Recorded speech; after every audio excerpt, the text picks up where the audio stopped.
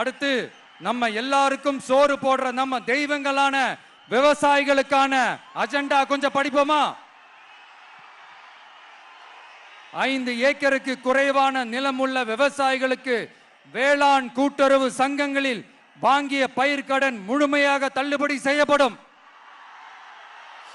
5 ஏக்கருக்கு மேல் உள்ள விவசாயிகளுக்கு 50% தள்ளுபடி செய்யப்படும்.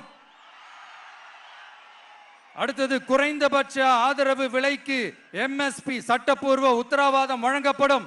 நெல்லுக்கு ஒரு குவிண்டாலுக்கு 3500 ரூபாயும் கரும்புக்கு டன் ஒன்றுக்கு 4500 ரூபாயும் வழங்கப்படும்.